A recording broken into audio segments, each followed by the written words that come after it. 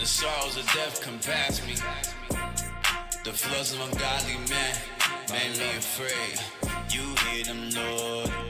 Let thunder strike, let lightning hit when anger, Lord. Oh, can't stop it. So you drew me out of waters.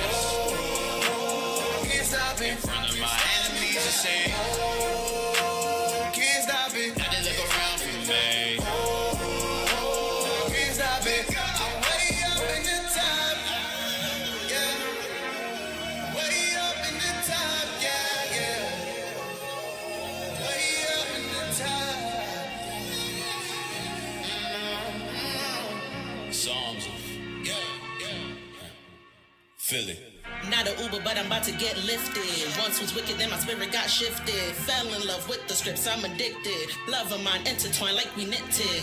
I was born in this world, but I'm leaving in a chariot. Well rested like I'm up in the Marriott Hotel, enduring trials, cause I'd rather cry on earth than in hell. Way up at the top, ain't too many really topping us. Sent the bishop visions on a quest, and he watched it all through his oculus. Ain't no risk really stopping us, cause we built upon the one on top of us. Making plays so far from the bench, you may need binoculars when watching us. On your mark, set, ready. Can't be Mario and Dreddy's, cause the waste we running ain't to the swift, and much woe is for the heady. Now the heathen getting petty, cause the spiritual pressure getting heavy. Can feel them shaking while we watch at the screen like they playing Five Nights at Freddy's. The electing attendants, prophets directing the millions, rolling with the clouds, chariots peeling, way up talking miles, different dimensions, paradise we bout, flawless and dealing, corruption busting down, laws we preaching loud, waters rising now, levels been building, perfection been the style, ride the wave or drown, this is the way, following move, the God body tune, you get it or left as a stray, judgment and doom, your soul get removed, we telling you woe in that day, study, applying, you pray, focus only on the kingdom of waste, transfiguration, once we enter the gates, all praises will say. The chariot's way up, no fire can slay us. Refresh like the priest with the pendant. The kingdom is coming from fishes to hunters. The king got the keys, come and get it. Eat them, talk cap like it's Reddit. Mind full of the lies that they fed us from basement to God's. Pick your head up, the melanin ones got the leg. Shalom, shalom, Israel, Most High Christ bless. This is Officer Yakin here from IUIC Philadelphia. This morning on History in the AM, we're going to be touching on the topic Entangling Affairs Before Tribulation. I know the Feast of Dedication has already passed, but we want to touch on the things that were occurring before the Maccabean Revolt, because a lot of the times we are reading the Maccabean Revolt with our brothers, the Maccabees, the Levites, right? How they just up all of a sudden just started rebelling against the Greeks. That's really not what happened. There were things that were occurring before that revolt in 175 BC that were occurring for a while before that revolt actually occurred. Just like today, a lot of things are happening, a lot of things are occurring before that actual persecution and tribulation is going to arise, all right? We good? Give me, let's start off with Sirach. Actually, give me Romans 15, verse 4.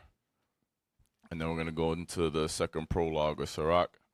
So we're going to be touching on the things that were happening, the entangling affairs that were occurring before actual persecution by the Greeks happened to the Maccabees in the book of Maccabees, obviously. So let's read that. Romans chapter 15 and verse 4. For whatsoever things were written aforetime were written for our learning. So anything that's written aforetime, anything that's written for us here in the scriptures before us is written for us to learn from. So these things that we're going to talk about this morning are things that are here for us to learn from. And we're going to realize a lot of these things that are occurring today have occurred before. So these are things we have to take heed of and also fortify our mind so that we don't fall into the same traps that were laid with our forefathers back in the day. I'm not just talking about the Maccabees, but just in general. You're going to see a lot of things were set up, a lot of temptations and traps as far as lusts of the flesh were occurring before the actual revolt happened, that physical revolt and revolution of our brothers and Maccabees, right? So let's go to Sirach. Let's read the second prologue. We're going to do quite a bit of reading this morning. Yeah, just read the second prologue. Sirach. You got it? Sirach. Ecclesiasticus. Okay. Second prologue. Yep. Whereas many and great things have been delivered unto us by the law and the prophets, and by others that have followed their steps. For the which things Israel ought to be commended for learning and wisdom, and whereof not only the readers must needs become skillful themselves, but also they that desire to learn be able to profit them which are without, both by speaking and writing. My grandfather Jesus, which he had much given himself to the reading of the law and the prophets, and other books of our fathers, and had gotten therein good judgment, was drawn on also himself to write something pertaining to learning and wisdom. So for those who don't know, here is the grandson of the original author of Ecclesiasticus, right? So this person speaking right here is Jesus, and he is the son of Sirach, who's the son of Jesus. So that would be the original author would be his grandfather called Jesus. So he's saying his grandfather, Jesus, was the original author, and he had given this book to his son Sirach, and then his son Sirach gave it to himself, who's called Jesus. Read. And had gotten therein good judgment, was drawn on also himself to write something pertaining to learning and wisdom, to the intent that those which are desirous to learn and are addicted to these things might profit much more in living according to the law. So we are supposed to be addicted to these things. We're not supposed to be addicted to the lust of the flesh. For example, whether it's overeating. You know, you got leadership today telling us that we got to burn the fat. We have to be fit in mind, body, and spirit, right? So also lust of the flesh, a lot of fornication, adulteries, hatred. These are all things that the flesh is going to lust after. Covetousness, being rich in this world, maintaining this world, wanting to work all the time and not put in work for the Lord. So these are all things that the lust of the flesh is going to desire. For example, I'm not a morning person, but hey, guess what? I got to get up because the body likes sleep. The body likes to stay asleep a couple hours extra to what? To maintain the state of this world? No, I'm going to get my behind up and teach the word of the Most High so this world could be brought down. All right? So we can't give in to the lust of the flesh. If you could go to sleep an extra hour, 2 hours early, put in that sacrifice, the Lord's going to see that sacrifice. Just like anything else, we can't make provisions for the flesh when it comes to doing these things for the Lord. If you want to be a prophet of the Most High, if you're a soldier of the Most High, you're not going to entangle yourself with the affairs of this world. You're not going to entangle yourself with, let's say, the elections that just passed. You're not going to entangle yourself with other things that are occurring with the sports and football and baseball, whatever else is going on. Let the other people preoccupy themselves about that. All right? Keep reading. Wherefore, let me entreat you to read it with favor and attention, and to pardon us, wherein we may seem to come short of some words, which we have labored to interpret. For the same things uttered in Hebrew and translated into another tongue have not the same force in them. And not only these things, but the law itself and the prophets and the rest of the books have no small difference when they are spoken in their own language. For in the 8th and 13th year coming into Egypt, 8th and 30th year. Oh, I'm sorry. 8th and 30th year coming into Egypt, when Euergetes was king, and continuing there some time. So this is Euergetes the second, who's also Ptolemy the 8th, right? So you read about him. Give me 1 Maccabees 15, real quick, little sidebar. So this Euergetes, I believe he was also ruling during the time of the Maccabees, but he was a co-regent with his brother and his sister. They were co-regents at a time, and during this reign right here that we're reading about, this was his last reign. This was after his brother and sister. So he was ruling by himself at this time that we're reading about in the prologue. So let's read that first Maccabees 15:16. First Maccabees, chapter 15 and verse 16. Lucius, council of the Romans, unto King Ptolemy, greeting. So that Ptolemy is the same Ptolemy we read about in the prologue. And give me 2 Maccabees 1, verse 10. 2 Maccabees, chapter 1 and verse 10. In the 184th year, the people that were at Jerusalem and in Judea, and the council and Judas, send greetings and health unto Aristobulus, King Ptolemaeus, master, who was of the stock of the anointed priests. So this Ptolemy here, this is his older brother, Ptolemy the 6th Philometer. So he was co-regent with him at this time, right? He was the little brother, the older brother, and then their sister, I forget her name. But this is his older brother here. So as you can see, they were ruling during the time of the Maccabees. But when let's go back to the prologue and that one sentence, for in the 8th and 30th year. Yes, sir. Mm-hmm. Sirach, the second prologue.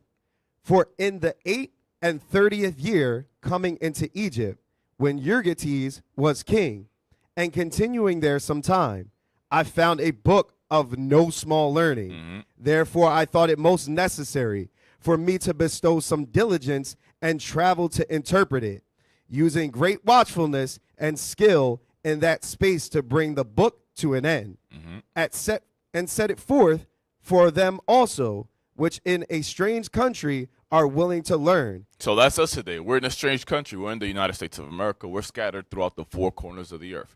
We're in Central South America. We're in Africa. We're in Europe. We're in Asia. We're in Oceania. We're everywhere. We're in a strange country. We're not in our land anymore. So here, this pertains to us. And set them also, which in a strange country are willing to learn, being prepared before in manners to live after the law. My bad. I read that for you. Read it. Yes, sir. Yes, sir. My bad. Read that.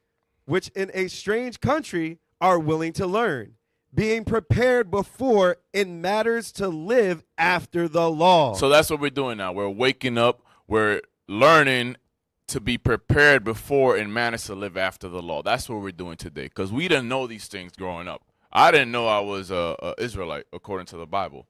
I found that strange. I didn't know we had to keep the laws, because why Christianity?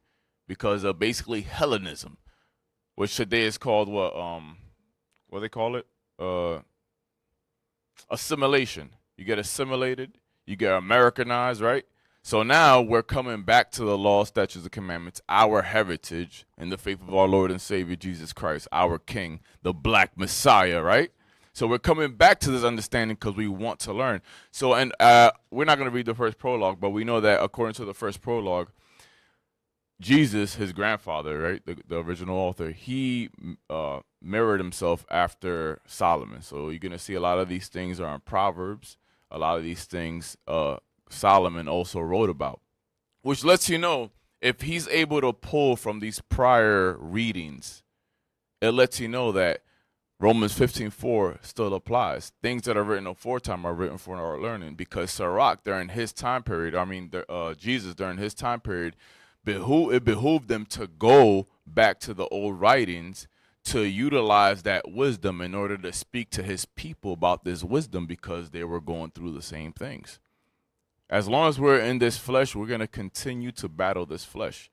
Once you take your mind off of the battle, the war, because we are in war right now.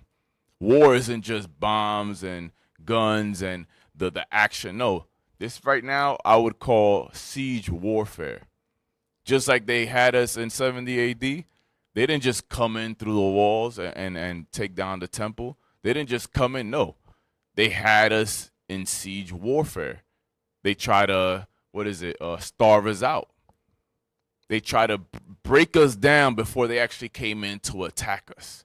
So likewise, it's occurring today. They're trying to break us down. How? With the lust of the flesh, the lust of the eyes. They put in all manner of concupiscence and covetousness out there for us to fall and become weak before they actually attack us, and they could take us over. They do that today with other countries. Siege warfare is still in effect today. They did that. What happened now with Syria? That was siege warfare. That didn't just happen overnight. People who aren't watching think that just happened overnight, that Assad just up and left. No, This is since I think like 2011, 2010. They've had sanctions. They've been choking that country out. They've had control of the oil fields, depleting the country of its natural resources and economy to the point where now it can't defend itself. And now all of a sudden people think overnight it just got taken over. No, that's called siege warfare. So when they actually go in there, now look what they're doing. They're bombing Syria to hell and back. So likewise today, in the spirit of the Lord, you got to see this spiritually. They are conducting siege warfare with us in the flesh. They're trying to take us down in the flesh today. Actually, let's get that. Give me Corinthians 10. This battle is not a physical battle. And when we start thinking that it is, or we start thinking that we're not in the battle, that's where it gets a little funky. Let's start at 3. 2 Corinthians chapter 10 and verse 3. For though we walk in the flesh, we do not war after the flesh. For the weapons of our warfare are not carnal, but mighty through God, to the pulling down of strongholds, casting down imaginations. So now we understand that even though we're here, we're in the flesh, right? We got to wake up. We got to go to work, right? We got to do all this medial, mundane things from day to day, right? We're not warring after the flesh. We understand, like, yo, these things that are occurring in my mind from day to day, that I got to battle, that I got to fight, that I got to get away from when you're watching a movie, when you even want to relax, when you think it's relaxed, because it says what? Be in pain and labor. That's Micah 4. Give me that. Hold that. We're going to come back to Corinthians. We have to be in pain and labor. So as for me, right, because every time I teach myself as well. So this is out of my own experience.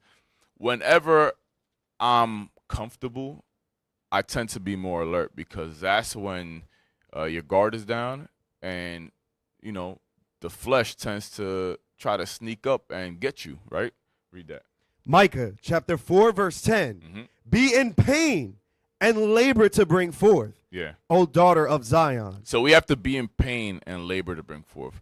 Like the scripture says, the kingdom's not going to come by observation. It's within us. We have to bring forth. We have to bring this kingdom forth, and it's not going to happen by happenstance. It's not going to happen with tulips and skipping through the field. And no, we have to be in pain and labor. We see the things that occurred to our forefathers, from the apostles to the Maccabees to the other prophets that were killed and persecuted for bringing out the word, which Christ also told us was going to happen in Matthew 5.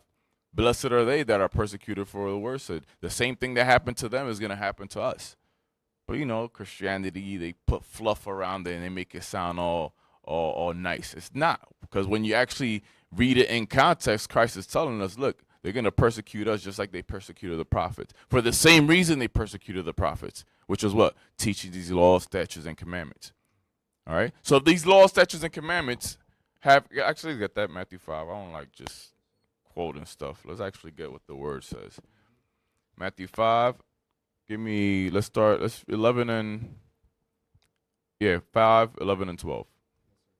Matthew chapter 5 and verse 11. Blessed are ye when men shall revile you and persecute you, and shall say all manner of evil against you falsely for my name's sake. That happens today. Oh, those guys in purple and gold, they're a hate group. You got the SPLC. You got, the ADL. You got the Canary Mission. You got our own people. You got the Christian church, the modern Christian church, because a true Christian church, you're seeing it today, right? So they've hijacked that name. But in reality, we are the true Christians. They're not. They're the pagan Christians, those that were following Saturnalia and all these other wicked things during the same time that the apostles were teaching, and their disciples were teaching as well. So there's nothing new under the sun. The same spirits are back doing the same vile things, all right? Read. Rejoice and be exceeding glad. So it's telling us be exceeding glad when they tell us we're a hate group, when they tell us this, that, and they say these evil things against us. It says be what? Exceeding glad. Read. For great is your reward in heaven. For so persecuted read it properly. Take your time. For so persecuted they the prophets which were before you. So for so persecuted they the prophets that were before you. Why did they persecute the prophets? It was because they were teaching the law, statutes, and commandments. So now let's prove that. Daniel 9 and 10. Because now if Christ is telling us we're going to be persecuted for the same reason that the prophets were persecuted. And if we read that the prophets were persecuted because they taught the law, then what does that mean? That the law still has to be taught. The law is still in effect. Read. Daniel chapter 9 and verse 10. Neither have we obeyed the voice of the Lord our God to walk in his ways, which he set before us by his servants the prophets. You see, his servants the prophets. Even you got Jeremiah. Jeremiah came to the leaders and he was telling them to keep the law, statutes, and commandments. And what they do, they try to kill him. They try to arrest him. They try to do all manners of evils. They killed the majority of the prophets because what? They were teaching the law, statutes, and commandments. And Christ in Matthew 5 is telling us it's going to happen to you too. It's going to happen to us. So there's no way in hell that the law, statutes, and commandments are done away with if Christ himself is telling us that we are going to be persecuted for the same reason that the prophets were persecuted. That's what Christ says in Matthew 5. And Christians say they believe in Christ, right? Why not believe in his words? Why not believe in what he said? He also told us to keep the commandments and live, right? I mean, that's in the Old Testament, but he told us in Matthew 19, if you want to enter into life, keep the commandments, right? So let's go back to Corinthians before I veer off too much. Make this another class. Yes. 2 Corinthians chapter 10 and verse 3. For though we walk in the flesh, we do not war after the flesh. For the weapons of our warfare are not carnal, but mighty through God to the pulling down of strongholds. Mighty through God. Why? Because the scriptures. His words are more powerful. Let me get that in 1 Corinthians 1. His words are more powerful than any weapon that can be created on this planet Earth. Because these words are going to bring down this kingdom. These words are going to bring down the existence of all this vile and evil that's going on in the world. Just these words. We don't have to lift one finger. Read. Actually, oh, my bad. I didn't even tell you what verse. Let's read. No, wait, where you at? 1 Corinthians 1.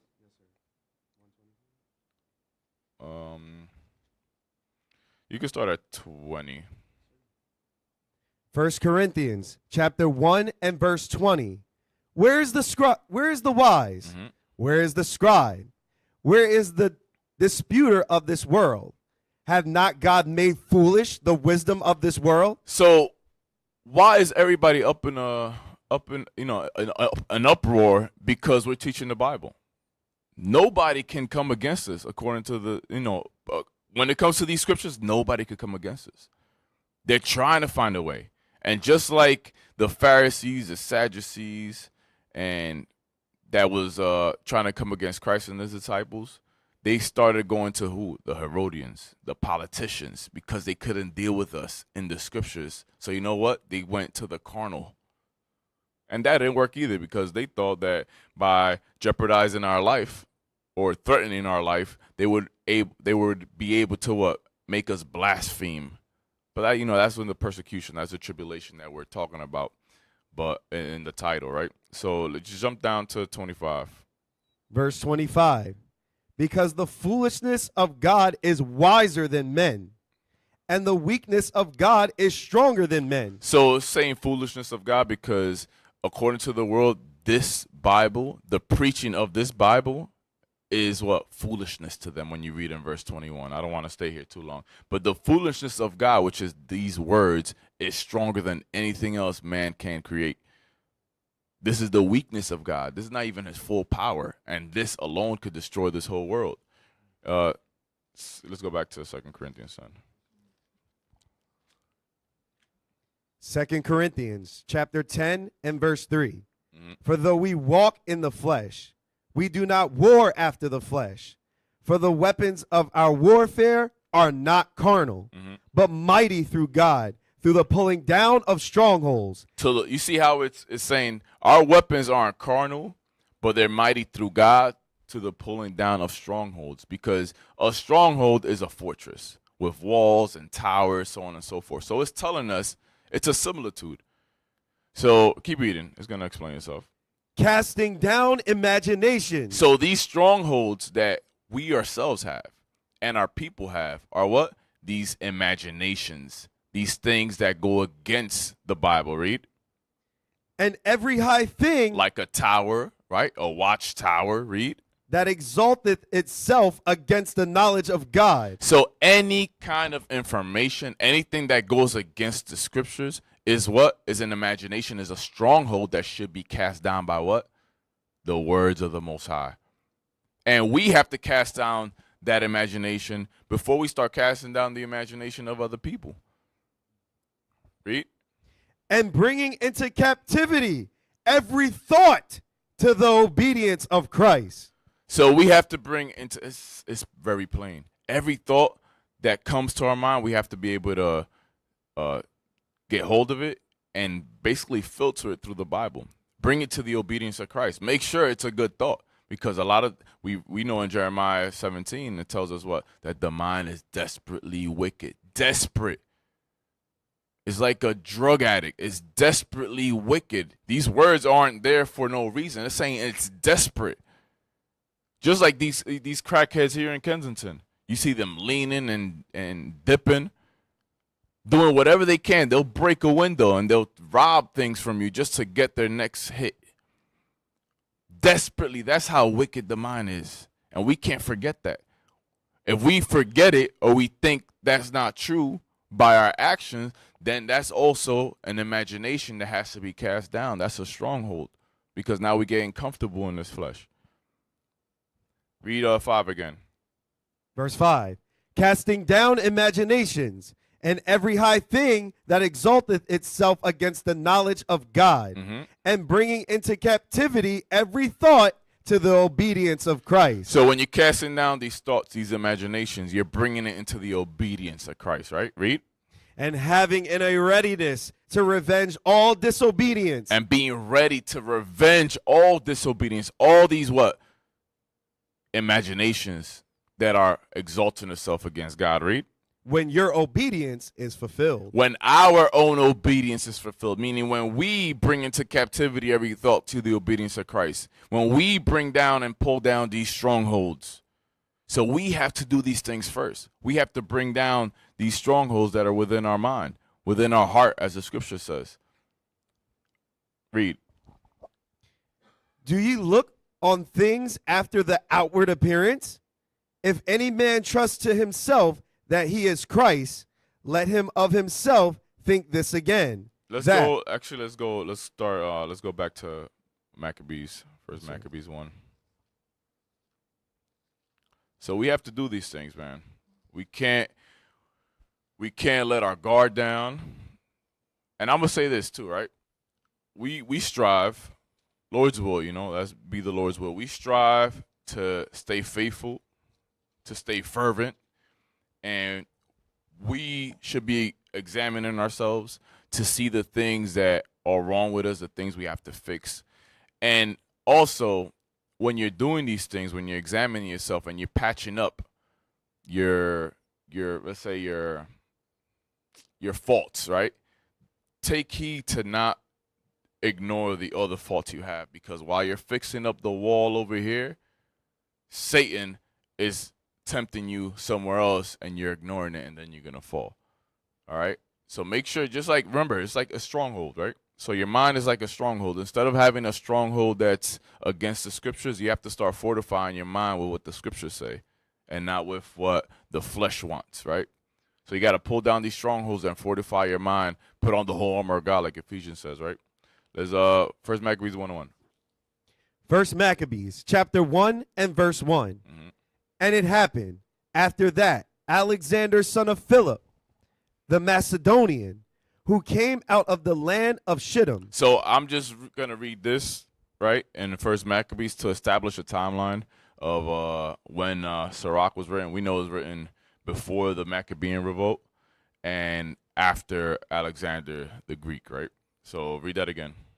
And it happened after that, Alexander, son of Philip, the Macedonian, who came out of the land of Shittim, had smitten Darius, king of the Persians and Medes, that he reigned in his stead the first over Greece, Read. and made many wars, and won many strongholds, and slew the kings of the earth, and went through to the ends of the earth, and took spoils of many nations, insomuch that the earth was quiet before him. Whereupon he was exalted, and his heart was lifted up. And he gathered a mighty strong host, and ruled over countries, and nations, and kings, who became tributaries unto him. And after these things he fell sick, and perceived that he should die. So we know Alexander. Philip tried to unite the Greeks, but he couldn't. So his son Alexander the Greek, a young man, I think he was like in his 20s, right? When he became the king. He was in his 20s. I think he ruled for like a good 10, 12 years. And then, he was a sodomite, so he caught a sickness there, and the Most High put him to death. All praise to the Most High, right? So before he died, though, read.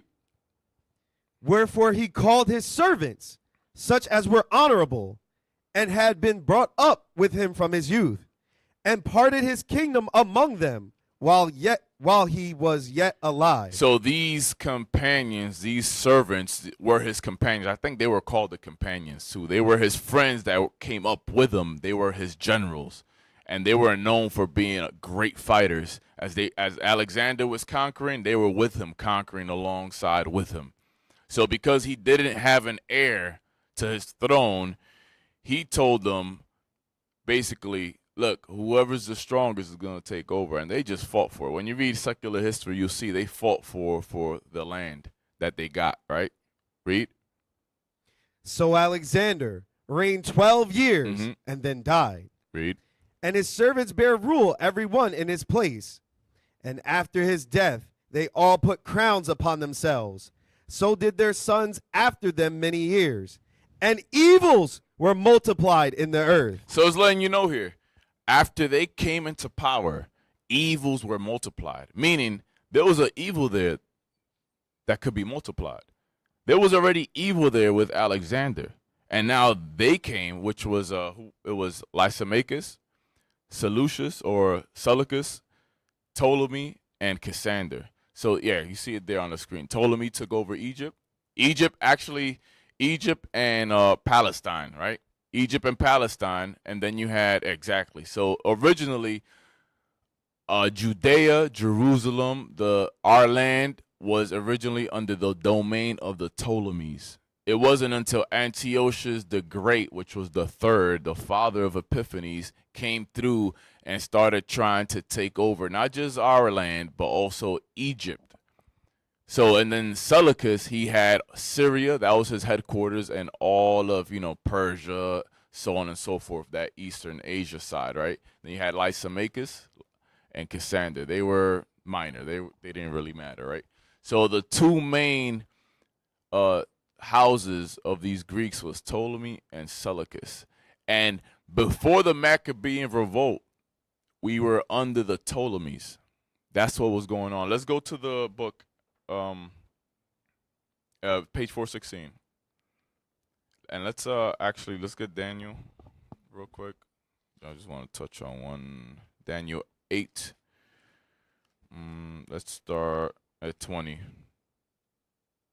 Daniel chapter 8 and verse 20. The ram which thou sawest, having two horns, are the kings of Media and Persia. Read. And the rough goat is the king of Grecia. That's talking about Alexander the Greek.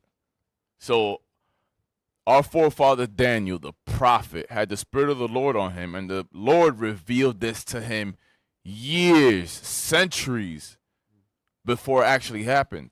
So these people who say that the Bible's not a true book, how do you prove this? How do you explain this?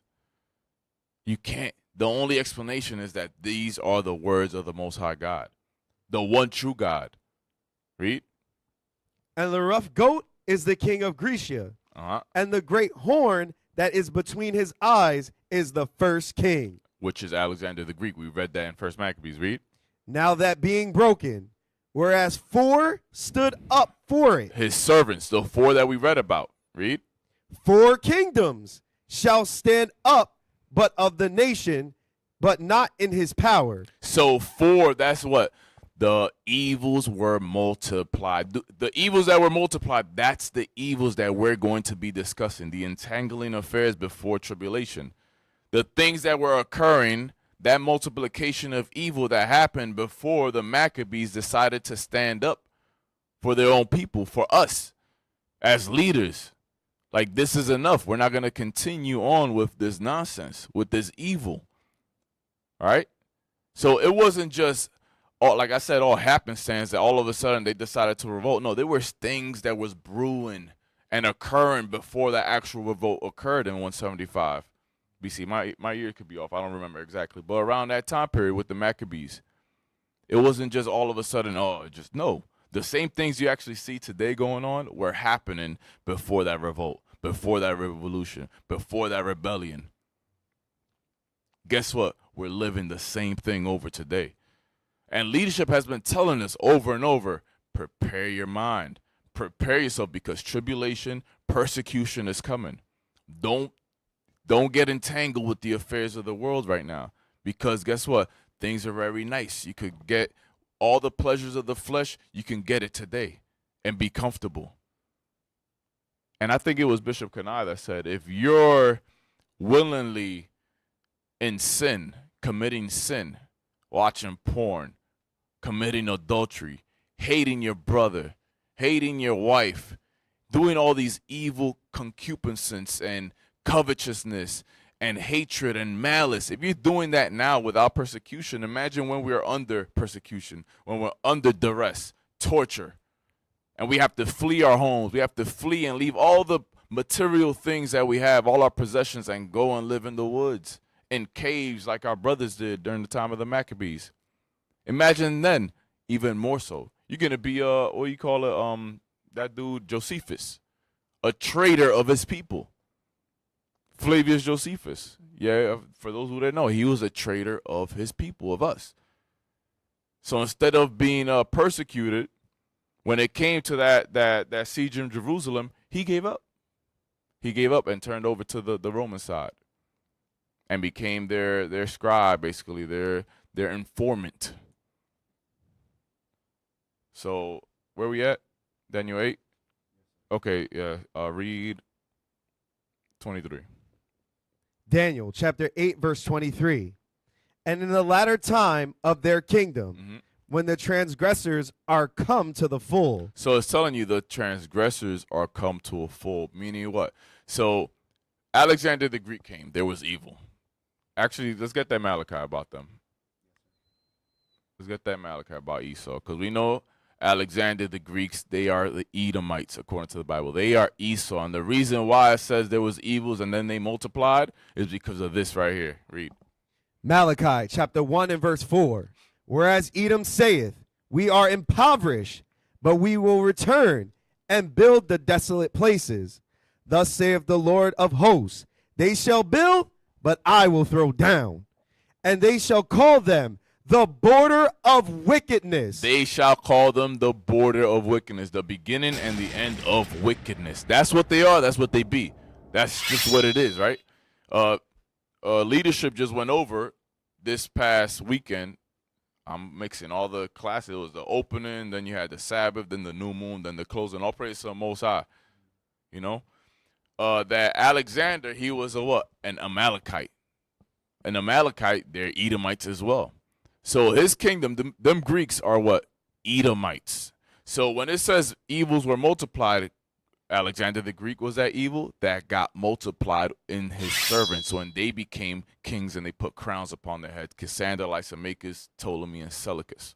All right? So read 23 here again, Daniel 8:23. Daniel chapter 8, verse 23. And in the latter time of their kingdom, when the transgressors are come to the full. So when the transgressors come, so now when the 4 kings, the servants of Alexander took over, evils were multiplied and things were what? Coming to a full, meaning it kept increasing until when? A king of fierce countenance and understanding dark sentences shall stand up. Until Antiochus Epiphanes came through. So things were increasing. The evils were getting worse and worse and worse until Epiphanes came. It wasn't just, oh, Alexander took over, he died, and then we were just chilling, and then all of a sudden the Maccabees decided to revolt. No, that's not what happened. There was an increase of evils just like you see today. I remember growing up in the 90s, man. This homosexuality stuff and the sodomy and the even tight pants. You would have never seen that when I was growing up. Tight pants? Are you crazy? Now that's just the norm. You got even some brothers that come in here with that nonsense. And they think it's okay. We got to pull down that straw. I'm not saying it's a sin or anything. But these are things of the world that we got to take heed and be aware of the things that are coming from the world. Because a lot of times, Apostle Paul says that all things are lawful, but not expedient. So there's things that aren't, against the law, but we have to, as watchmen, as leaders, we have to see where this can lead, because that's how the depths of Satan work. That's how the depths of Esau work. He takes his time. This is siege warfare. Siege warfare is what? He takes his time. It's not something that just comes out of nowhere. He tries to break you down little by little. He'll introduce something, and then you say, wait, hold up. You kind of buck up against it. He'll leave it alone. He won't push it, but he'll leave it there until now that becomes our norm. Then he'll come with something else and add on to it. And look at where we are today. You got them trying to normalize or make it the status quo that little children could chop their appendages to become the opposite sex just because they feel like it. I feel like I'm a woman, and there's nothing wrong with that. You can say that in the world. But you say you're an Israelite, oh, you can't say that now. A man could become a woman could become a man, but you can't be an Israelite, nigga. That's what they say, basically. So, are we done there? Read 23, then we're going to go back. Yes, sir.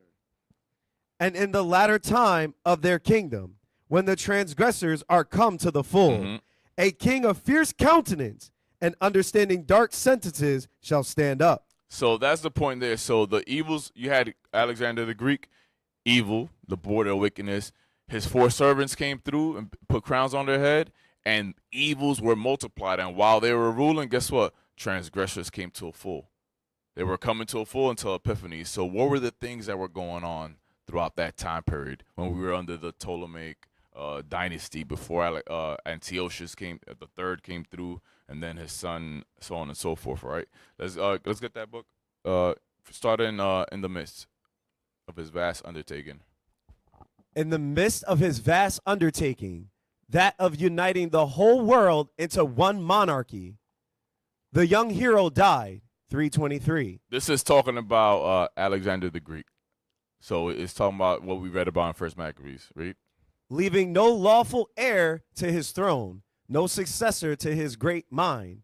Confusion arose in all parts of the world, as well as among the armies of Alexander, dire as if the laws of nature had been upset, and the sequence of the morrow after today were no longer certain. Fearful battles, which resembled the wars of the Titans, ensued. Alexander's warriors, with the experience gained on 1,000 battlefields, would, had they only been united, have been capable of supporting the structure of the Macedonian kingdom. But although they were not actually Greeks and even looked down upon the latter, they resembled them in their spirit of insubordination. Their want of discipline. Their lack of discipline, right? And their passion for self-advancement. Meaning they were what? They just worried about themselves. They just worried about themselves. Their self-gratification, their insubordination, going against leadership, right?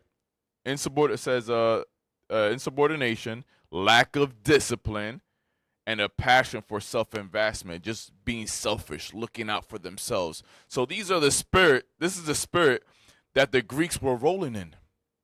That's why it says the evils were multiplied upon the earth after Alexander the Greek died.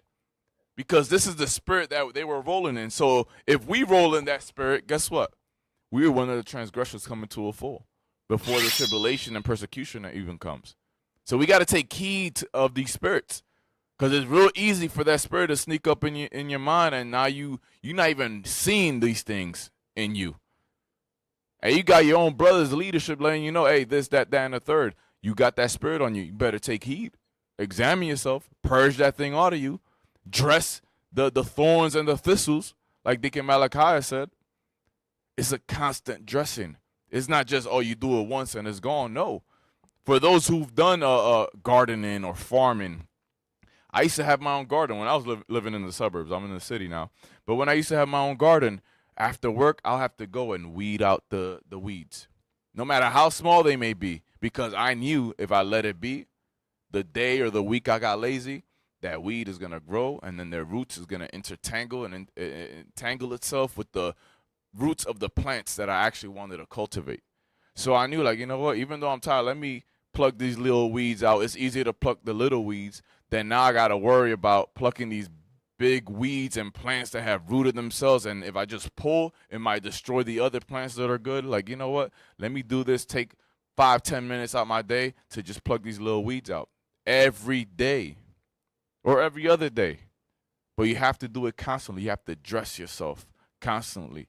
That's why these metaphors, analogies, and similitudes are within the scriptures, so we can understand the spiritual aspect of it. We have to dress our flesh every single day. You cannot just let it rock out, because the natural instinct of the flesh is the propensity to go to sin.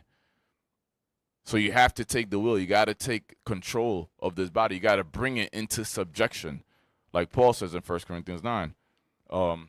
Read. Which greatly surpass their zeal for the good of the state. So now these spirits that we're rolling in, insubordination, the lack of discipline, their passion for self-advancement, which is selfishness, all these things surpass their zeal for the good of who? The state, meaning their people. They're like, you know what? Forget the people. Forget the kingdom that Alexander built. I'm here to do my own thing. I want the shine. I want the glory. I want the pleasures of the flesh. Read. Like the Greeks, they coveted power as a means to obtain luxuries. Meaning what?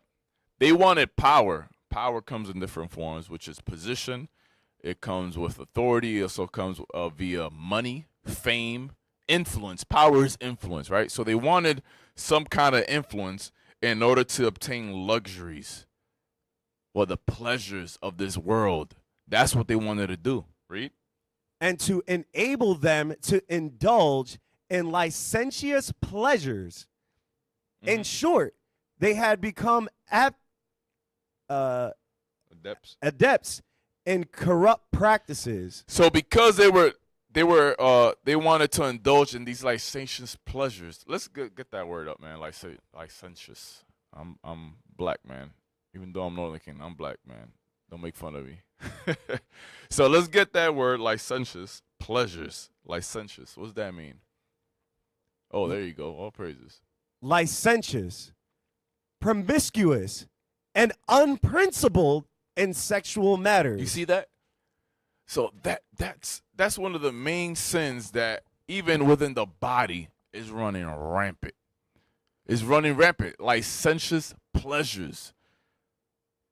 Promiscuous and unprincipled in sexual matters. I mean, unprincipled. We have no, control. We have no self-control. We just worry about feeling good. That's all that matters. Let's read the similes. Dissolute, dissipated, debauched, degraded, degenerate, excuse me, salacious, immoral, wanton, we read that in the scriptures. Decadent, depraved, profligate, we need definitions for these similes too, Profligate. man. But y'all get it. Look, impure, sinful, wicked, corrupt, indecent, libertine, lustful. So these are all, that's what licentious means. Promiscuous and unprincipled in sexual matters. We have no boundaries. We do whatever we want as far as when it comes to sexual matters. You want to chop your rod off, become a woman, and still deal with a woman and say you're a lesbian? That's licentious pleasures. That makes no sense. You basically became a eunuch and deal with a woman, and now you're saying you're a woman that's dealing with a woman, and now it just makes no sense. I'm sorry. My head is hurting. It's too early for all this stuff. This is occurring left and right. The sodomite agenda, all the sexual depravity. Now they're trying to legalize, the little kids with older people and all that other stuff. There's a bunch of nonsense going on. That's licentious pleasures. These are the same things that were occurring during the time of the Greeks that multiplied. Let's read that last sentence again in the book, 4:16.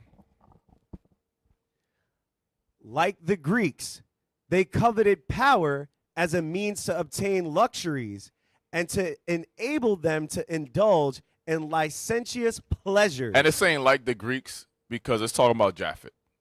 They conquered Japhet when they went over there to Macedon and Greece.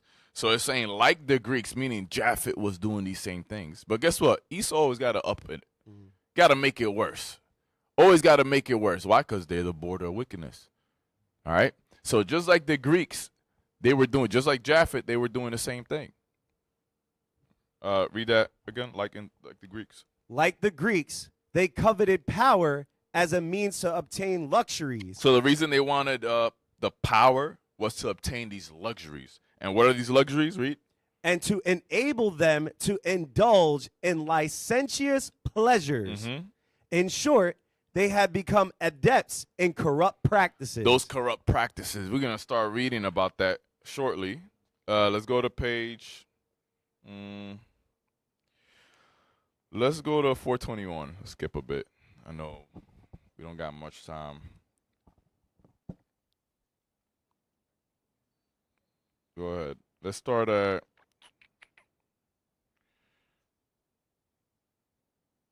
Actually, back to 420. We're going to start at the bottom and read the bottom sentence where it says, for the reigning dynasties.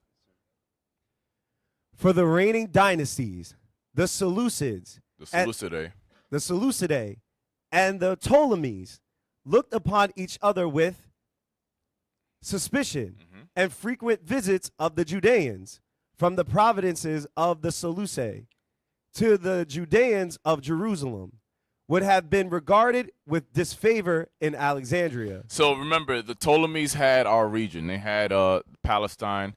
So if because of the frequent visits from Jews, from Israelites coming from outside of that Ptolemaic province, from basically the Seleucid provinces into the Ptolemaic province, it was looked at kind of weird. It's like, yo, why are we having these other people come into here? Remember, and they were already beefing, Ptolemy and Seleucus. They were beefing, so it's like, yo, why are these people from his region coming to mine? Like, this is a little suspicious, man. So there was also a division amongst, because you'll start reading, when you read, some of our people sided with Seleucus, some of our people sided with Ptolemy. It's like today with the election. Some people side with the Democrats, some people side with the Republicans. It's the same exact thing. The same things were occurring back then. Who you gonna side with? What king you want over you? What president you want over you? What party are you involved in? What sports team do you like? Because there's even divisions amongst that. It's ridiculous, foolish. Meanwhile, we're in the middle of their fight, and they're willing to trample and kill us and do everything and all to us. And we're here choosing sides. It makes no sense. Keep reading. Had the nation not been able to rally in its own country without extraneous help, it would have been lost. A people which cannot exist or improve of itself must sooner or later fall into insignificance. But the right man arose at the right time. He saved the Judean community from its fall. This was Simon the Just, about 300 to 270. In an age deficient in great men, he appears like a lofty and luxuriant tree in the midst of a barren country.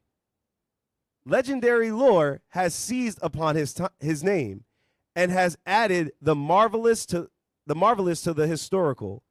It is always a favorable testimony to an historical personage. So here, this is Simon. They say it's Simon the Just, which is Simon the First that ruled around that time. Let's go to the next page. 422. Start at 9 only. Not only was Simon the Just recognized in his office of high priest as head of the community and of the supreme council, but he was also the chief teacher in the house of learning. We always had a house of learning with the leaders there teaching the people.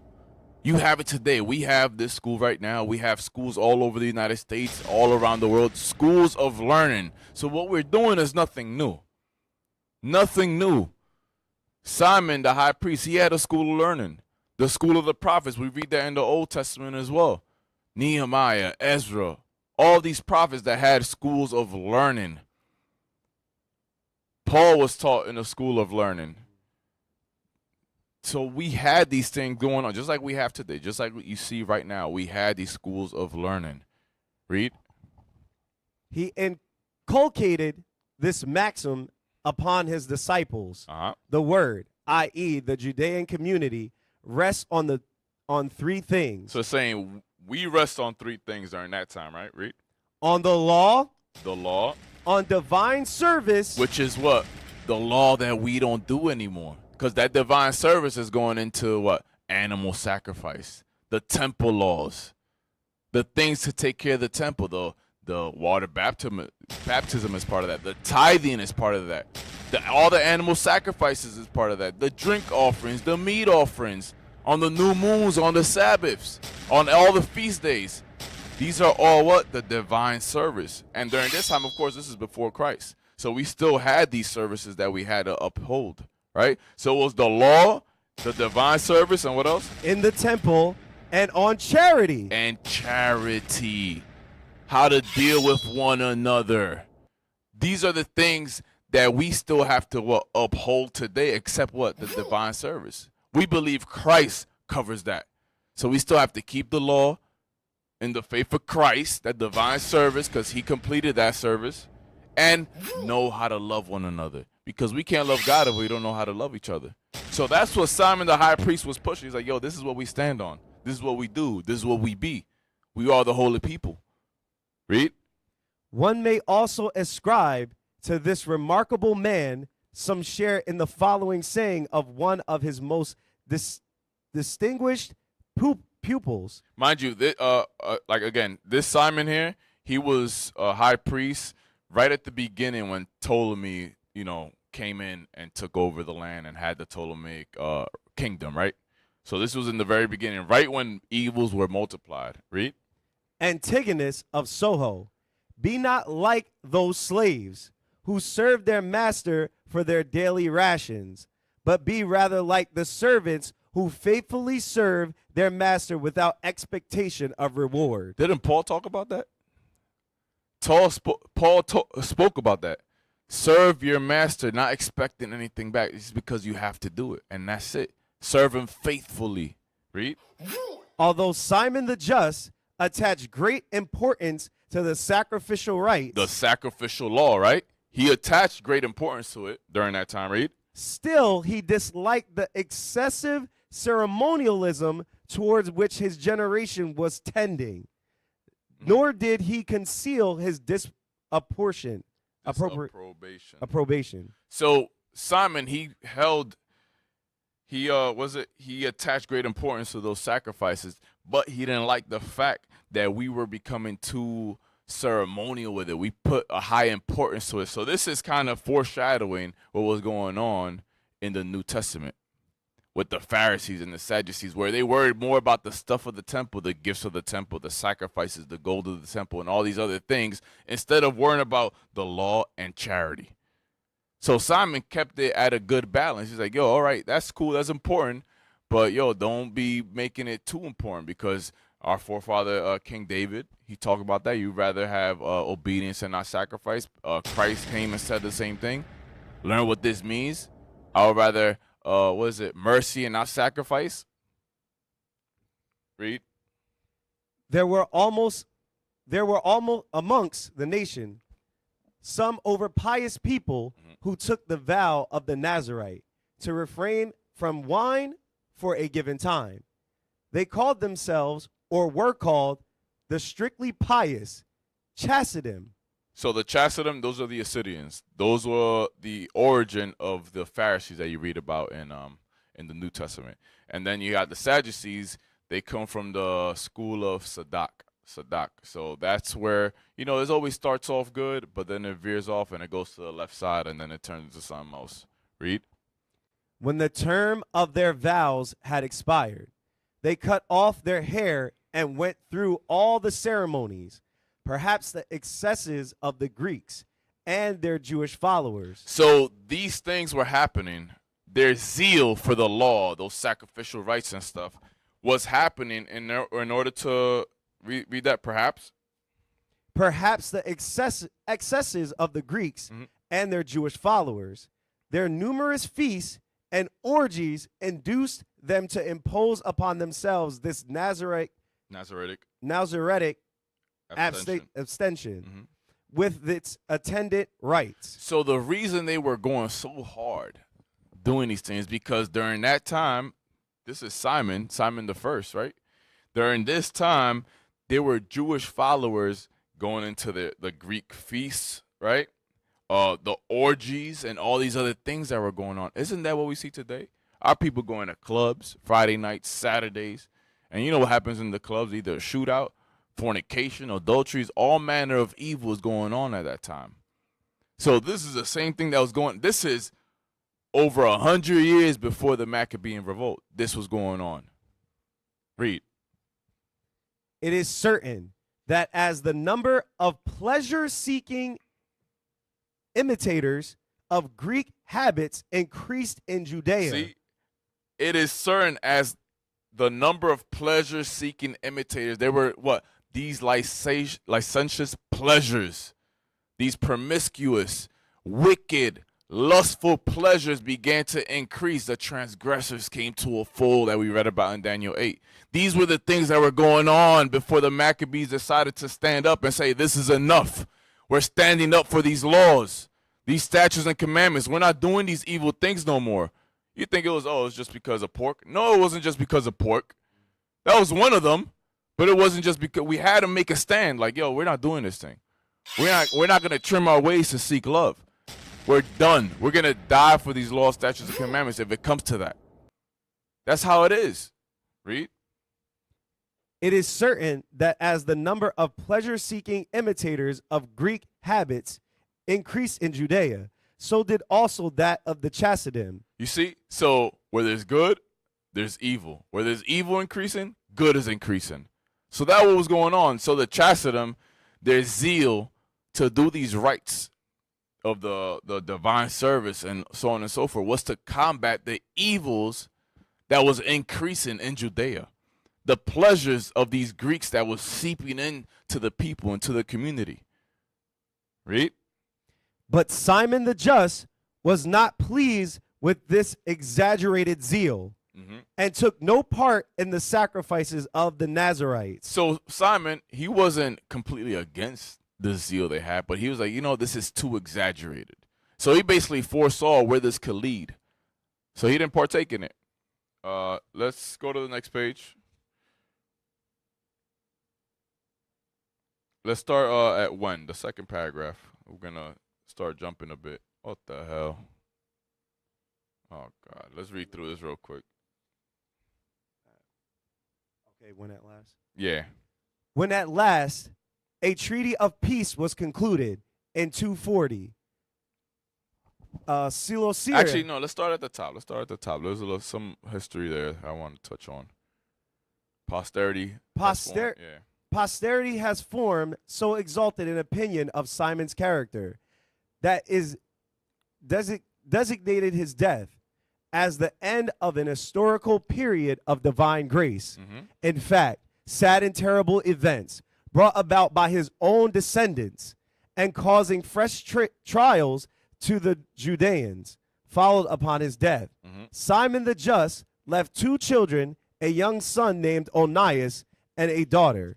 The latter was married to Tobiah, a somewhat distinguished man of priestly descent. Onias being too young to officiate as high priest, a relative named Manasseh represented him during his minority. The rule of Onias II became a turning point in the history of the Judeans. The constant warfare carried on for years between the rival houses of the Seleucidae and the Ptolemies affected the fate of Judea. So it's letting you know the Ptolemies and the Seleucidae, they were fighting amongst each other. They had a feud amongst themselves. You read that in the Maccabees. You read that they try to overtake each other all the time. But during this time, we were under the Ptolemies. So Simon had a son, Onias, and he had a daughter. His daughter married somebody named Tobiah. Those are the ones we call the Tobiads. Those that descend from that Tobias, all right? Let's go to, let's read down. Let's skip to where it says Ptolemy II. Yes, sir. Ptolemy II, after vainly demanding the tribute money, threatened to divide the province among various province amongst various foreign colonists. He dispatched one of his own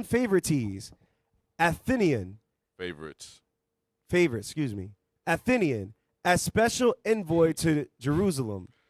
Have mercy, it's early. I'll give you that, man. Oh, praises. The Judeans in early and despair entreated Onias to submit. Wait.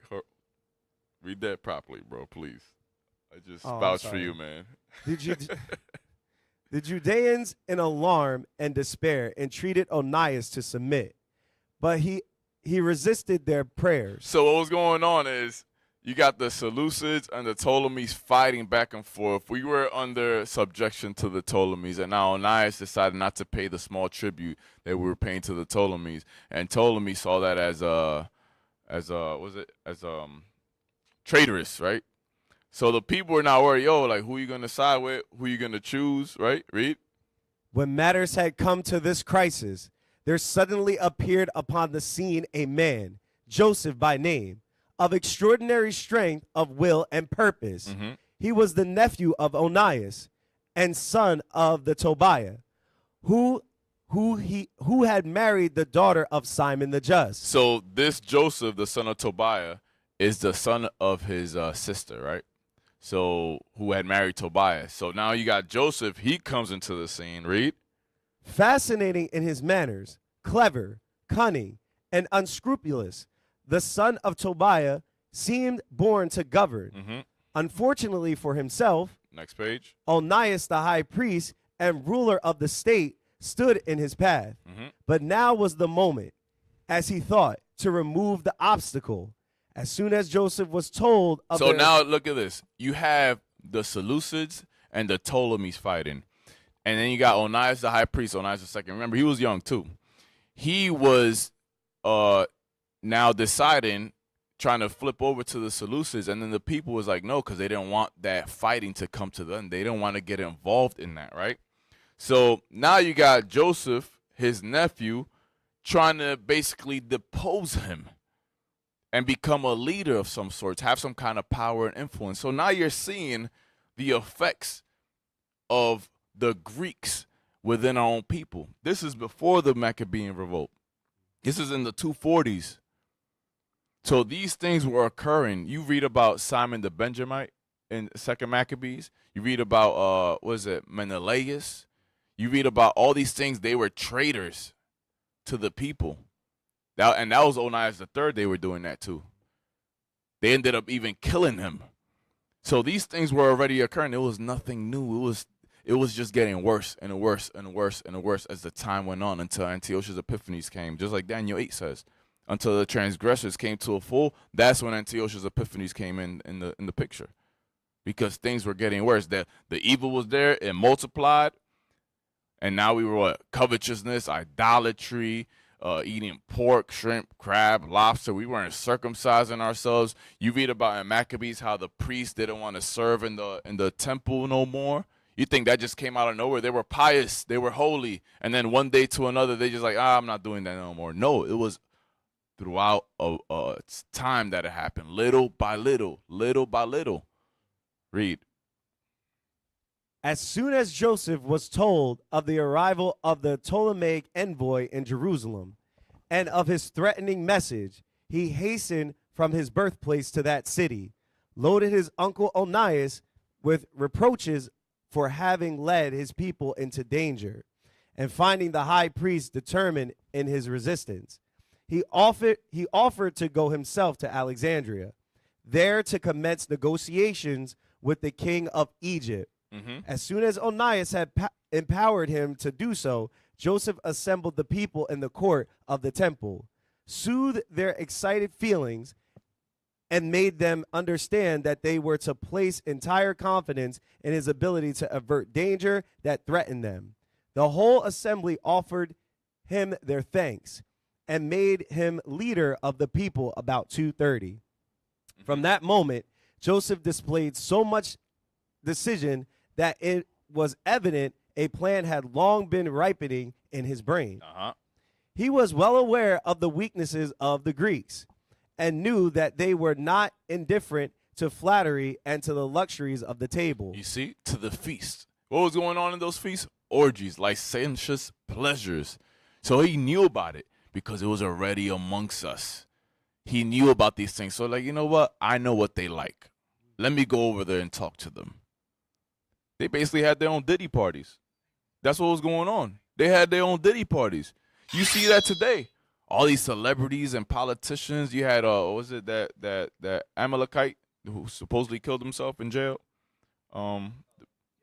Jeffrey Epstein. That was going on. You have the Jake version of Jeffrey Epstein and Diddy. The same thing was the Greeks were doing it and we were doing it. We were following right along with them. And you had all our people, the nobles and the merchants and the politicians of our people and also the people of the other nations all involved in that nonsense. And you see that today as well. You see it happening today. And today, you only get up to that status by doing what? Involving yourself in that stuff. Read. So he prepared tempting banquets for Athenian, fascinating him by his charm of manner, making him costly presents, and assuring him that he might return to Egypt, secure of the tribute money, which he promised should be paid to the king. As soon as the envoy had left Jerusalem, Joseph entered into negotiations with some Samaritan friends or moneylenders to obtain a loan for his necessary expenses. In order to appear with dignity at the Egyptian court, he required splendid apparel, brilliant equipages, and money to defray the cost of his entertainments. So this dude went into debt just to look the part, man. Just to show off to the Greeks, those in Egypt. And also remember, there was a lot of Jews that were in Alexandria as well. If in Judea we were already being defiled, much more those Jews in Alexandria. They were in the mix. In the mix right there. Read. Joseph had no means of his own, and in all Judea there was no one who could advance him large sums of money. Why? Because we were happy with what we... Give me that in Timothy. Be content with what you have. Keep the laws. You got a roof over your head. You got water. You got the chief things in life. Be happy with what you have. Be content. When I all praise to the Most High, I'm able to travel to these other countries, and I see the lowest state of our people that don't have the things we have, the opportunities that we have here in America, right? and the funds and all that other stuff. They don't have, some don't have toilets. Some live in a 1-bedroom where like 4 or 5 people to a family live. Like, these are things that our people are going through, that if you don't go out and travel, you don't get to appreciate the things and opportunities and benefits that we get just from being here, living here in the United States of Babylon. Right? My bad. Where we at? Where I said? Yeah, my bad. I forgot where. 1 Timothy 6. Let me get there. Let's start. Yeah, let's start at 6. You're right. All praises. 1 Timothy chapter 6, verse 6. But godliness with contentment is great gain. Why is it great gain? Because we know our latter end. We know we're going to get the kingdom. If we're content and we're godly. But what happens when you start overexerting yourself, you start becoming covetous, you want these other things of the world? Now, there's nothing wrong with having good, nice things, but you have to have it with godliness. The Most High could give you anything you want in this world, in righteousness. But are you going to start trimming your ways to seek love so you can start doing these and getting the things that the flesh wants? Are you going to start putting yourself into debt to get a 2-seater Corvette for no reason? Now you got $1,000 car note for no reason. You can't put no kind of camp signs in your car. You can't put brothers in your car to go travel and do anything. It's just there for show. It's just sitting there. Now if you got the money, it is what it is. But we have to be content with whatever we have. If it's little or much, be content. All praise to the Most High that we're still here. That we still have an opportunity to repent and perfect ourselves while we live now. Read that again. But godliness with contentment is great gain. Read. For we brought nothing into this world, and it is certain we can carry nothing out. We came in from our mother's womb with nothing. We're going to leave with nothing. So why are we holding on so tight to the material things of this world? People go crazy. You see when a new iPhone come out, they go crazy. Lines for days for a freaking phone, for tickets to a game or whatever it may be. Or even, I remember back in the day, to line up before the club opened up. It'll be cold as hell in the middle of winter, and people were lined up around the block to get into a club, to do these licentious things. Read. And having food and raiment, let us be therewith content. Mm-hmm. But they that will be rich fall in temptation and a snare. So those that will be rich, meaning that's what they will, that's what they want. They want to be rich. If they're not rich, they're not living. That's their covetousness. That's their lust. They have to be rich. They'll rob, steal, murder just to get rich. They'll become sodomites to get rich. They'll get sodomized to get rich. They'll do whatever they need to do to get rich. It doesn't matter. They will to be rich. Read. But they that will to be rich fall into temptation and a snare. They fall into temptations because in order to get rich, you're going to have to do this. So what do they say? You know what? This money's my God. That car is my God. This woman is my God. I'm going to do whatever I got to do, even if it's some licentious pleasure. Even if it's something that will be degenerate and evil and wicked, I'm going to do it because I want to get rich. Read. And into many foolish and hurtful lusts, which drown men in destruction and perdition. That's exactly what's happening today. It's real easy to fall into that if you don't keep your mind right. If you're not content with godliness, be content with godliness, because if you can't do it today, imagine when we're out there and we got to leave our homes. We got to leave all our possessions, just like the Maccabees did. If you can't be content today with what you have, imagine more so when we got to be in the woods. Who knows? We got to sleep, get some leaves, sleep under a rock. Who knows? Are you going to be content there? Or are you going to betray your brother just so you could get a nice, hot cocoa or a bed to sleep in from your enemy? Oh, look, he lives over there. He's over there. I know they're planning this, that, and the third. That's what's going to happen to those that are not content with what they have now before the persecution begins. Are you going to keep the laws during that time? Or are you going to fall? And because you're going to see the opportunity, I could do this, no. You got to be content. We got to fortify our mind now. Our warfare is not carnal, but spiritual through the pulling down of strongholds. We got to fortify our mind. That goes with fasting, praying, and studying. The same thing leadership has been telling us for years on end.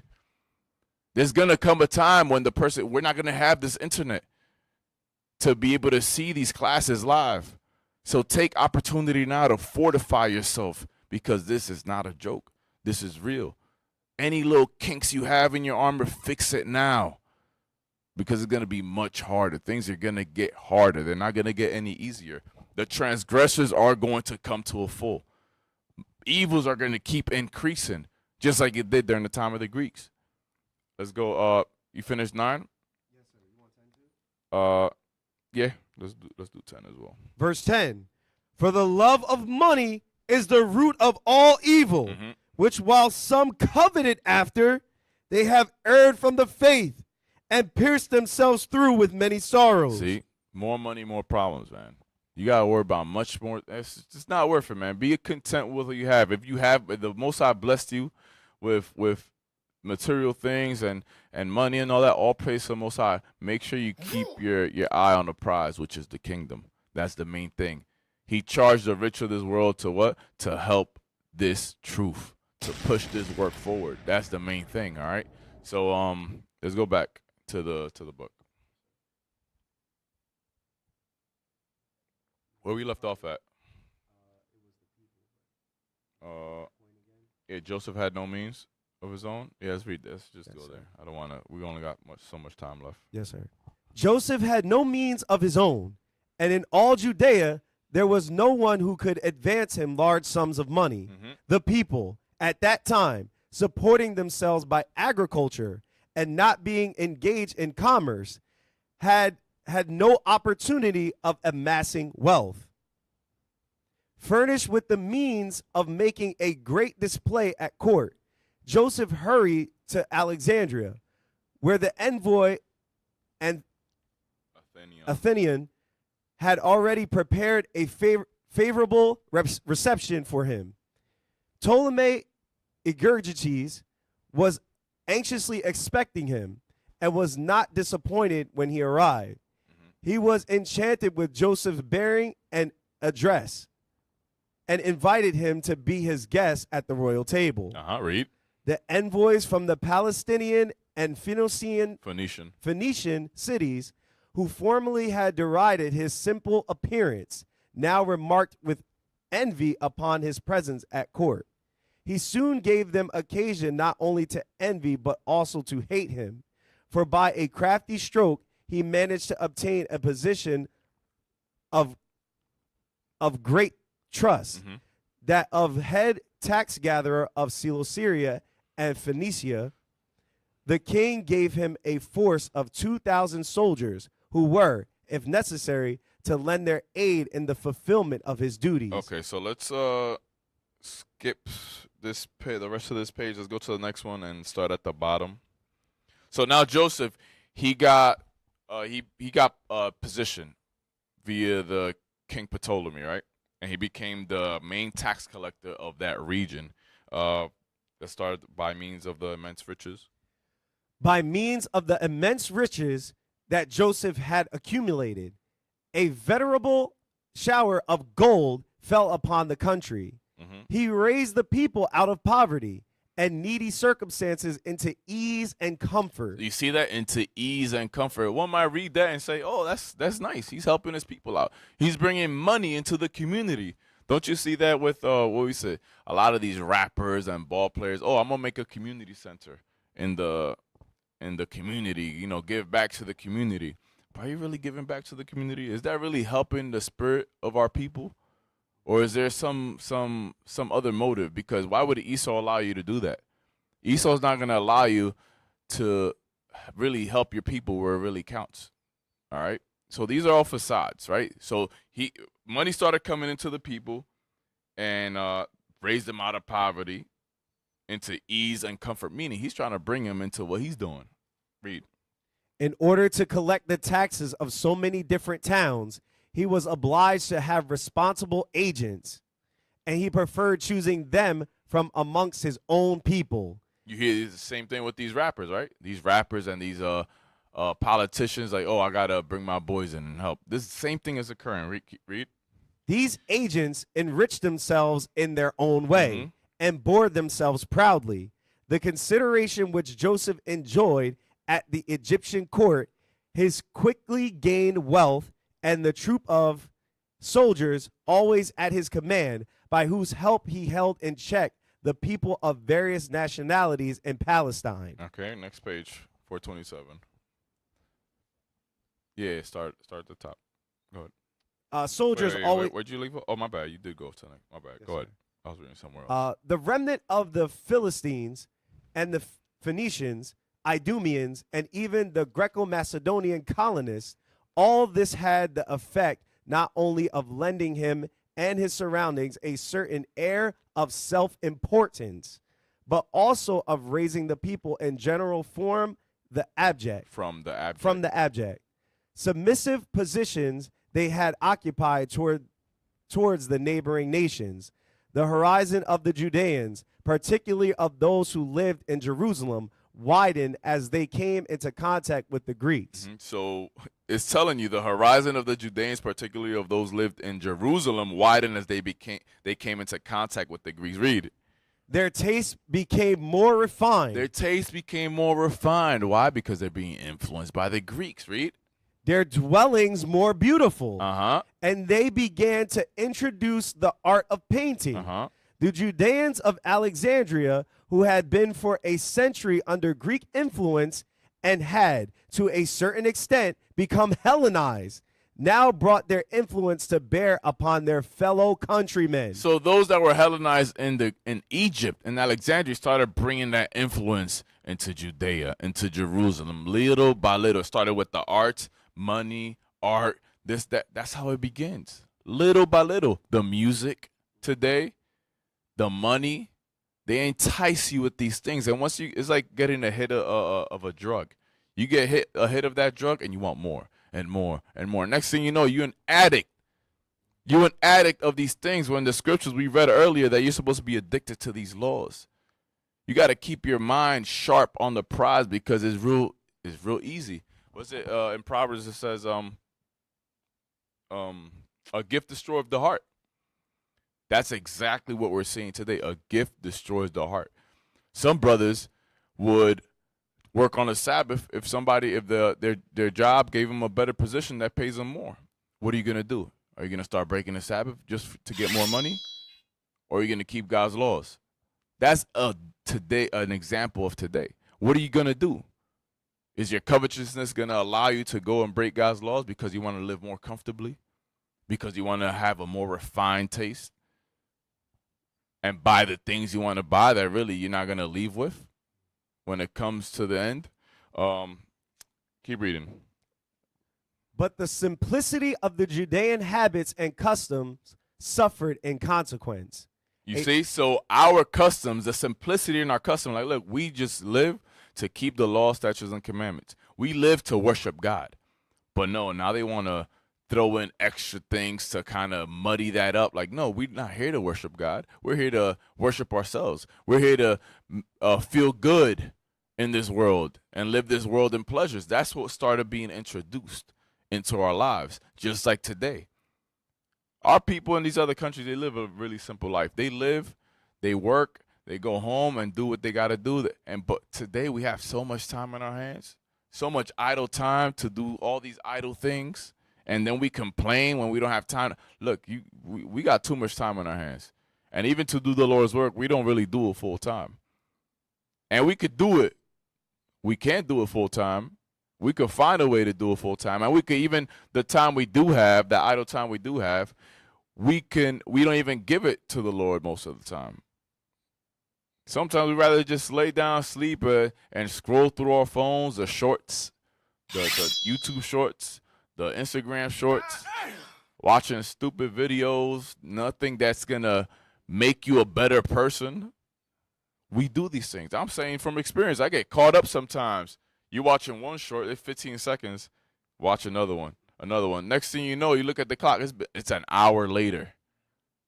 You try to go to sleep early so you can wake up. You in the bed at 10 o'clock, and then next thing you know, you scrolling on your phone. It's 2 in the morning. Then you oversleep. Then you get written up at work, and then you want to complain. Oh, work. No, that's you. That's you. Stop complaining and was it looking outside to blame somebody else or something else for your own faults. Fix it. You know it. Just fix it. But guess what? Your mind wants to lie to you and tell you, no, it's not you. I feel more comfortable if I blame something else. Not within me. No, it's something outside, external, whether it's your job, whether it's your wife, your husband, your kids. No, you want to always blame something external for your own faults, for your own character flaws. Look within and fix it. That's what we have to do. Where we at? Yeah, read that. A shower of gold not only fails to have a fructifying effect, it often causes desolation and ruin. You see, it often causes desolation and ruin. We read that in 1 Timothy. It often causes desolation and ruin. Why? Because oftentimes people aren't content with what they have, with godliness. You know, it's like it's nothing wrong with being rich and having money, but it has to be with godliness and contentment. Read. And so it was in this case. Mm-hmm. The rich upstarts lost their balance. They attached undue importance to the possession of riches and preferred money making to every other occupation. So you see, so in the beginning they had their balance, but they lost their balance because that's how it begins. It begins as something nice. Oh yeah, you're helping your people out of poverty, this, that, and the third. But after some time, what happens? That covetousness. You want more and more. Now, forget all that godliness. I just want to make more money. Read. But the most unfortunate feature was that they became blind admirers of the Greeks. You want to be like the other nations now. You envy the oppressor. Like, yo, why is he so rich? Why he got that? Why he got this? What can I do to obtain that? You know you got to do to obtain that? Go see Diddy. Go see Epstein. He'll let you know how to get there. He'll let you know how to get there. That's exactly what you got to do. Read. Whose extravagant habits and frivolous customs they soon acquired, to the deterioration of their own national virtues. The deterioration of our own laws. You read in Maccabees that if you read in Maccabees, you think it's happening during the time of the Maccabees. No, it was happening already. The deterioration of our laws was already occurring before the Maccabean revolt. These are the things that was happening that when the time Mattathias and his son stood up, like, look, we're tired of this. We're not going to continue in this. We're not going to stand by and allow these things to continue and not do anything about it. Read. The Greeks loved conviviality. Yeah, you got that, bro. Read. Gave public banquets and indulged in most unruly merrymaking at their repasts. So unruly merrymaking. I'll keep reading. The Judeans imported the custom of dining in company, reclining on couches, whilst they ate and drank, and indulging in wine, music, and song at their entertainments.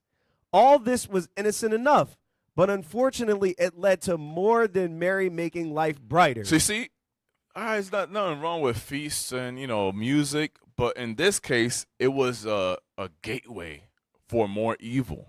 Read. Greek frivolity and extravagance drew their imitators rapidly into a vortex of dissipation. Joseph was constantly at the court of Ptolemy Philopator when business took him to Alexandria. This court was a hotbed of depravity. The days were spent in revelry and the nights in shameless debauchery. The prevailing depravity led astray both the people and the army.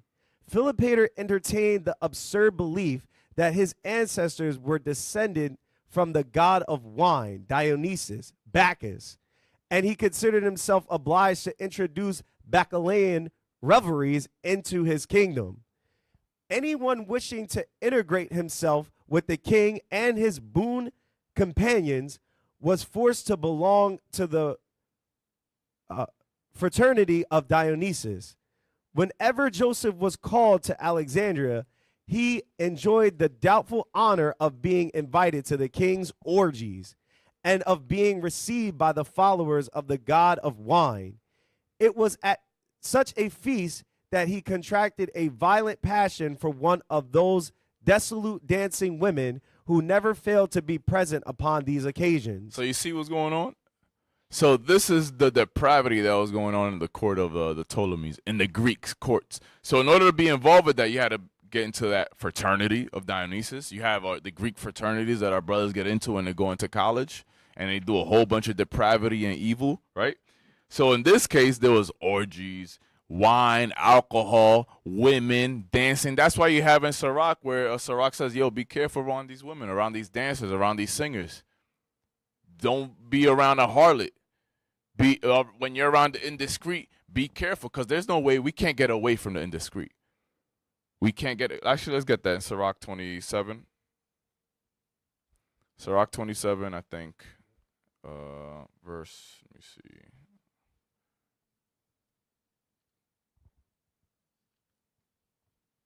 Where are we at? Yeah. Sirach, chapter 27 and verse 12. If thou be among the indiscreet, observe the time, but be continually among men of understanding. Exactly. So when you're around the indiscreet, we can't avoid the indiscreet. There's was it in 1 Corinthians 5? Let's read that. 1 Corinthians 5. There's no way of avoiding the indiscreet completely. Just when you're around them, observe the time. Observe the time. Be careful, because the scriptures tell us that evil communication corrupts good manners. Read. 1 Corinthians chapter 5, verse 9. I wrote unto you in an epistle not to company with fornicators, yet not altogether with the fornicators of this world, or with the covetous, or extortioners, or with idolaters. For then must ye needs go out of the world. So yeah, if you want to avoid all this depravity, all these indiscreet people, you're going to have to leave the world, because they're everywhere. Everywhere you go.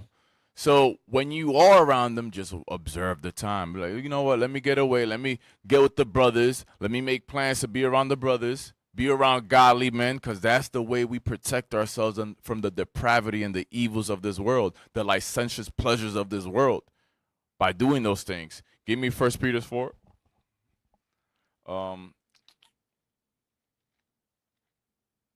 Verse 3.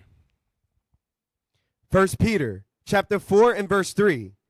For the time past of our life may suffice us to have wrought the will of the Gentiles, when we walked in lasciviousness. Lasciviousness, read. Lust. Excess of wine. The parties, the orgies, the drunkenness, read. Revelings, banquetings, and abominable idolatries. Exactly. It's everything we were doing. That's the ways of the Gentiles. Why you think Paul is talking about this? Because remember, before the Romans was the Greeks. And what were the Romans doing? The same thing the Greeks were doing. They just extended the same nonsense, read. Wherein they think it strange that ye run not with them to the same excess of riot, speaking evil of you. You see, so our people today, they see us. We don't celebrate Thanksgiving. We don't celebrate Christmas, their New Year's, birthdays, and all Mother's Days, Father. We don't celebrate these things. They look at us like we're strange because we don't run to the same excess of riot, the lust, the licentious pleasures. We don't do these things. Because most of the time in these parties, there's a bunch of depravity and degenerate acts that are occurring. Whether it's eating unlawful foods, whether it's fornications, adulteries, drunkenness, that's what's going on. And our people today, even the people of the other nations, they see us that we don't participate in those things. They like, yo, this guy's different. That's weird. You're strange just because we're following the Bible. Just because we're not degenerate or commit these degenerate acts, they think we're strange because that's the status quo today. Evils have multiplied today. The transgressors are coming to a full today, and there's going to come a time when someone's going to come in power, and we're going to begin getting persecuted. The tribulation, Jacob's trouble is going to begin. Let's go back to the book where we left off at. We're going to finish off quick. We haven't got enough time. I'm going to have to cut it short. But yeah, let's finish this page. Jerusalem did not long remain untainted by this social impurity. Joseph, from friendship, let us suppose, for his royal patron, introduced Dionysian festivals into Judea. So now Joseph introduced these festivals to Judea. Just like what today, like I said, Thanksgiving, Christmas, and all this other nonsense. Bacchanal, the festivals, and all these different things that occur. There's always some evil going on. Always, then a shootout, somebody gets stabbed, somebody gets robbed, somebody gets killed. Nothing good ever comes from that. You got women getting pregnant by men they don't even know. Then they go and get abortions, which is sacrificing to an idol. Human sacrifice. These are the things that occur in these, he says that you introduce these festivals into our people. That was occurring then, it's occurring today. And our people say, oh, it's fun. I want to go out. I want to do this. I want to do that. Why? Read. At the turning point of the year, when winter makes way for spring, when the wine bursts into blossom, and the wine in the barrels ferments a second time, then the Greeks held their great festival in honor of Dionysus, the festival of the barrel openings. 2 days were devoted to intoxicating orgies, when friends interchanged pitchers of wine as presents. You know what today our people do? That's the weekend. Friday, Saturday, Sunday. That's what? Let's party. Let's go out and drink. Let's take drugs. Let's go get the biddies. Let's do this. Let's do that. Our people do this every weekend now. It's not just in the springtime now. It's every weekend. Because what? Things have multiplied. Things have gotten worse. Not only are they breaking the Sabbath, but they're breaking every other law. Making single-parent households. They're continuing the evil. Because now those children growing up, if they do survive the womb of the black woman, if they do survive the womb of the black woman, guess what? That depravity is going to be continued. That cycle of death and licentious pleasures is going to continue in those children. That cycle of hatred and malice, because the ones that are running the streets and doing all this evil in the streets is our youngins. The young women, the young men in these streets, killing, hating, and committing fornication and doing all this craziness in the streets. You had here in Philadelphia, you had what, 11-year-old, 12-year-old, an 8-year-old, a 15-year-old, a group of them kill an elderly folk, a 65-year-old man. They killed him in the streets. There were not one of them was over 15 years old. It was a gang of them little hooligans that went and killed the elderly brother in the streets. Why? Because they had fatherless homes.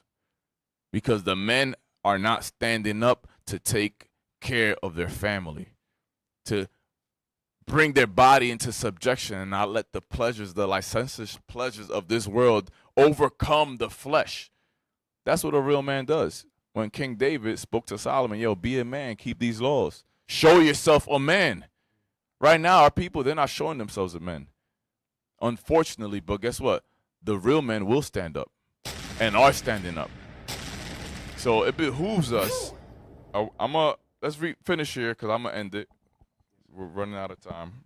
He who drank most was most honored. Oh, yes, that's another thing. He who drank most was the most honored. What happens in these parties? They urge you to drink. That's also mentioned in Sirach. Don't urge your brother to drink. For you to start bragging, oh, I could drink this much, I could drink that much. That's a Greek fashion. You're not supposed to be bragging about how much you could drink. Do some people got a higher tolerance than others? Yes, they do. Should you feel pressured to drink more? No, you shouldn't. That's not our custom. We're not supposed to overindulge and get drunk and feel pressured into drinking more just because other people are drinking. We're not supposed to be bragging about how much we can drink. That's nonsense. It's frivolous. What's the point of it? Read. You got it, Sirach? Yeah, read that. Sirach, chapter 31, verse 31. Rebuke not thy neighbor at the wine, and despise him not in his mirth. Give him no despiteful words, and press not upon him with urging him to drink. Don't press upon your brother if he don't want to drink no more, or if he don't want to drink, period, don't press upon him. That's not our custom. That came from the Greeks, from the Dionysian cult of Bacchus, Bacchanal, and the origins. That's what happens. You go to you go to these college parties. They got keg stands and this and man, a whole bunch of craziness happens there. Urging to drink. Who could drink the most beers? Who could take the shotguns, the beers, and all? They have games to drink, drinking games. So you could drink more and more. They got beer pong, a bunch of crazy games. We're not supposed to be doing that. Not the holy people of the Lord. Keep reading over here on the book. Let's finish this page. This festival of the barrel opening was now to be celebrated in much the same way in Judea. Mm-hmm. But in order to clothe this festival in a Judean garb, the rich made it an occasion for dissipating alms, dispensing alms to the poor. So in order to clothe this evil, they made it look like, you know what? This isn't the real, they had an ulterior motive. So like, how do I present this to the people without them knowing that this is really evil? You know what? I'm giving alms to the poor. That's what happened a couple years ago with COVID, that money, the stimulus check. People love, was it Trump? Yeah, they love Trump because of that stimmy. They loved him. The gift destroyeth the heart. Remember, the enemy is not going to give you anything that's going to help you out. So we got to keep that in mind. Like, when we get, all right, thank you, but I'm going to be content with godliness and contentment. Like, I'm going to take this and I'm going to use this to bring down your kingdom. I'm going to use this to put in the Lord's work. Read. Revelry is always the attendant of excess indulgence in wine. The rich Judeans soon copied the Greek customs, and, callous to the promptings of shame and honor, they introduced singers, dancers, and dissolute women at these festivals. A poetic writer raises a warning voice against the growing unchastity of the age. Okay, so we ended there. You could close that. Let's finish off with 2 Timothy 2 and 4. So these are the things that were going on before the Maccabean revolt, before the rebellion of our brothers, the Levites, the Maccabees, Mattathias, Judah, Simon, Jason, so on and so forth. These were the things that were happening on a day-to-day, and it was increasing, it was multiplied, it was coming to a full. So these are the same things that happened then are happening now, and there's going to come a time when a similar person as Antiochus or Antiochus Epiphanes is going to come through and is going to start persecuting us. So we have to prepare ourselves for that day. We have to do it. Don't entangle yourselves with the affairs of this world, because if you entangle yourself, you're going to get literally tangled up and taken down by it. Read it. 2 Timothy chapter 3 and verse 1. This know also, that in the last days perilous times shall come. For men shall be... Wait. Read that again. This know also, that in the last days perilous times shall come. They shall come indeed, and it's coming closer and closer. Read. For men shall be lovers of their own selves, covetous, boasters, proud, blasphemers, disobedient to parents, unthankful, unholy, without natural affection, truce breakers, false accusers, incontinent, fierce, despisers of those that are good. These are the perilous times we're in now. But guess what? If you don't see it as perilous times, if you see this as pleasures, as something nice, you're going to be taken away when the real persecutions come. Read. Traitors, heady, high-minded, lovers of pleasures more than lovers of God, having a form of godliness, but denying the power thereof. Now let's go to chapter 2, and let's finish off with 3 and 4. 2 Timothy chapter 2 and verse 3. Thou therefore endure hardness as a good soldier of Jesus Christ. So he's telling us endure hardness as a good soldier of Jesus Christ. A good soldier, not a bad soldier, but a good one. Read. No man that warreth entangleth himself with the affairs of this life. Which is what we just read about in chapter 3. We do not entangle ourselves with the affairs of this life. Why? Because this is not our rest. This is not the life we want. We seek a better country. Not this life, but eternal life. We don't entangle ourselves with the affairs of this world or this life. Read. That he may please him who have chosen him to be a soldier. That's why we do it. To please him, Jesus Christ, the black Messiah, who chose us to be a soldier in this world, because we are at war right now. These are the perilous times, and it's going to get worse. Transgressions will come to a full before that persecution start. So get your minds right, because just like in the time of the Maccabees and before that, we're living on the same days today. The same perilous times, the same licentious pleasures. So Israel, we're going to close out there. And I guess that's it. So, stay in the spirit, study, pray, and apply. And till next time, shalom, most high Christ bless. I've been on this road